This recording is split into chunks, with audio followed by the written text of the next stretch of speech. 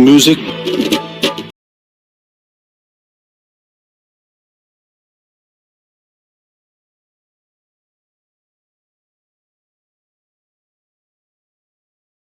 तो मित्रों आज तमने આપણે હેપી બર્થડે જોરદાર તો એટીટ્યુડ સોંગ ઉપર સ્ટેટસ એડિટિંગ કરતા શીખવાના છે।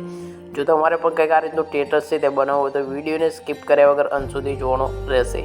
આપણી YouTube ચેનલ એટલે કે કેકે એડિટની અંદર તમે પહેલી વખત આવેલા હોય તો ચેનલને જરૂરથી સબસ્ક્રાઇબ કરી દેજો, વિડીયોને એક લાઇક કરી દેજો અને બને એટલો શેર કરતા રહેજો। અને જે બાજુમાં આપેલું બેલનું આઇકન છે તેને પણ દબાવી દેજો, તેની નોટિફિકેશન છે તે ઓલ ઉપર સેટ કરી લેજો મિત્રો, જેથી કરીને આપણે જ્યારે પણ વિડીયો અપલોડ કરીએ મિત્રો ત્યારે તમારા સુધી નોટિફિકેશન પહોંચે અને તમે આપણો પહેલા વિડીયો જોઈ શકો। વોટ્સએપ ગ્રુપ અને ટેલિગ્રામ ગ્રુપની લિંક તમને ડિસ્ક્રિપ્શનની અંદર મળી જશે, તો જરૂરથી જોઈન કરી લેજો। અને ફૂલ ડેમો સ્ટેટસ તમારે જોવું હોય તો આપણે ટેલિગ્રામ ચેનલની અંદર મળી જશે, તો ત્યાંથી તમે જોઈન કરીને જોઈ શકો છો મિત્રો। તો અને જે વિડીયોનું મટીરિયલ છે ફૂલ પ્રોજેક્ટ સાથે આપણે ડિસ્ક્રિપ્શનની અંદર આપેલું છે, ત્યાંથી તમે ડાઉનલોડ કરીને ફોટો એડ કરીને સ્ટેટસ છે તે બનાવી શકો છો। તો વધારે સમય બગાડતા નથી મિત્રો, જે વિડીયોનું એડિટિંગ છે તે આપણે શરૂ કરી દઈએ છીએ। સૌથી પહેલાં તમારે અલાઇટ મોશન એપ્લિકેશન ઓપન કરી દેવા છે। ઓપન કર્યા બાદ પ્રોજેક્ટ આપેલો છે તે પ્રોજેક્ટ તમારે ઓપન કરવાનું રહેશે। જેવો પ્રોજેક્ટ તમે ઓપન કરશો એટલે આ રીતનું તમને જોવા મળી જશે। ફૂલ પ્રોજેક્ટની અંદર તમને આ રીતે ઇફેક્ટનું બધું અપ્લાય કરેલું જોવા મળી જશે। તમારે આની અંદર બેકગ્રાઉન્ડ રિમૂવ કરેલો ફોટો હોય તેવો એડ કરવાનો રહેશે। તો અંદર તમને આ રીતના બે ફોટા જોવા મળી જશે, તમારે બેકગ્રાઉન્ડ રિમૂવ કરેલો ફોટો હોય તેવો એડ કરવાનો છે। બેકગ્રાઉન્ડ રિમૂવ કરેલો ફોટો એડ કરવા માટે નીચે આપેલું પ્લસનું આઇકન છે તેના પર ટચ કરી દેવાનું છે, મીડિયા પર આવી જવાનું છે। મીડિયા પર આવીને અહીંયાથી તમારે જે કંઈ ફોલ્ડરની અંદર બેકગ્રાઉન્ડ રિમૂવ કરેલો ફોટો હોય તે ફોટો તમારે અહીંયાથી સિલેક્ટ કરી લેવાનો છે। તો અહીંયાથી આપણે બેકગ્રાઉન્ડ રિમૂવ કરેલો ફોટો છે આપણી જોડે, તે ફોટોને અહીંયાથી એડ કરીને તમને આપણે બતાવી દઈએ છીએ। આપણી જોડે કંઈક આ રીતનો બેકગ્રાઉન્ડ રિમૂવ કરેલો ફોટો છે, આ ફોટોને અહીંયાથી આપણે એડ કરી દીધું છે। નીચે તમને મૂવ ઓન ટ્રાન્સફોર્મનો ઓપ્શન દેખાશે, તેના પર ક્લિક કરી દેવાનું છે। અહીંયાથી તમારે શું કરશે, રોટેશનનો ઓપ્શન દેખાશે, તેના પર ક્લિક કરીને 90 ડિગ્રી ફોટાની તમારે આ રીતે રોટેટ કરી લેવાનું છે, તો ફોટો તમારો આ રીતનો રોટેટ થઈ જશે। આ રીતે રોટેટ કર્યા બાદ તમારે એ ફોટાની તમારે આ જે અંદર ફોટો આપે છે આ ફોટા પ્રમાણે આ રીતે આ જગ્યાએ સેટ કરી લેવાનું છે। તો આપણે અહીંયાથી આ રીતે ફોટાને પહેલાં તો આપણે બરાબરનો સેટ કરી લઈએ છીએ।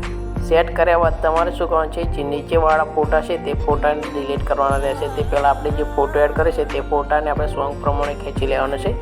તમે જે ફોટો એડ કરે છે તેના પર ટચ કરી લેવાનું છે, બીજા નંબરનો ઓપ્શન નીચે દેખાય તે તેના પર ક્લિક કરીને આ રીતે ખેંચી લેવાનું છે। સાઈડમાં 3 લાઈન આપે છે તેના પર ક્લિક કરીને સૌથી નીચે ફોટાને તમારે ખેંચવાનો રહેશે, એટલે કે ફોટો તમારો કંઈક આ રીતે નીચે આવી જશે। એટલે તમારે શું કરશે, આ નીચેવાળા ફોટા છે તેના ઉપર લાવીને આ રીતે સેટ કરી લેવા છે। નીચેવાળા બે ફોટા છે તેને ડિલીટ કરી દેવા છે, આ રીતે ડિલીટ કરી દેશે એટલે ફોટો તમારો આ રીતનો આવી જશે।